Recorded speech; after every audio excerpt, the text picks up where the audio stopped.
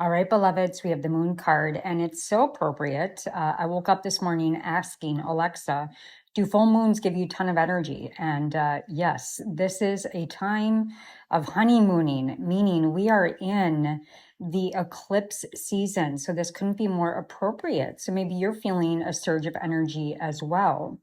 Now, the moon is the 19th card in the tarot deck. It is representative of our rhythms. It's representative of cycles and intuition. It also represents the unconscious, the dream state, and inner reflection. So let's really take a look at this picture of the moon, which is the original in the Rider-Waite tarot deck. And we can see here that we have the beautiful moonlight shining down on the dog and the wolf. Now, the dog and wolf are howling at this moon, which is pouring down drops of light as it howls up to this moon with these two pillars standing on the side of them, which is this path that leads into the distance towards these mountains and this pool of water with a crayfish crawling out of it. And that crayfish reminds me of the story of the lobster that will always try to pull you back down. So watch your negative thoughts. Now, the moon also represents the actual moon in the sky. That is this mystified essence for thousands of years, which has guided us on our path. And it also represents the dark night of the soul. And those drops of light of the moon are really these 18 yods, meaning Yahweh of God, representing the grace of God, giving us this experience, this calling of growth. So the wolf is really then representing our wild instincts that come from our intuition, and the dog represents this more refined conscious awareness. The two pillars are the gates, and these gates are the path of self-discovery and initiation.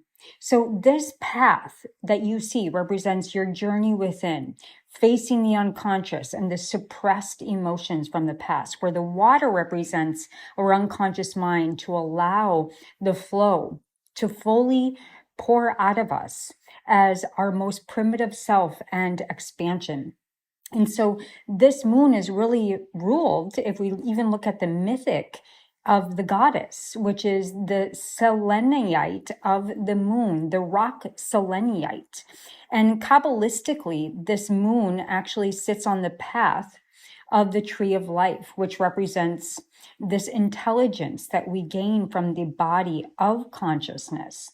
It is bringing the conscious and unconscious into the superconscious moon aspect of allowing that, let's call it like this essence of the hermit to really heal and grow and to come about. Now, the other thing is that in Pisces, the moon represents intuition as well. And we're also in the time of Pisces. So this message of the moon is to stop and listen to your intuition, to trust that you already have the answers inside of you. There's nothing wrong with you. Have faith and choose that higher vibration and be open to these new opportunities right now in the full moon, the Pisces, and the eclipse. Because again, like I said, there's nothing wrong with you, and everything that you desire is here for you to create a better world. So allow that moon to shine. You wouldn't have the moon shining unless the sun were also shining upon it. I actually love this card. There's so much symbolism. So I hope that blessed you. All my love, all my light.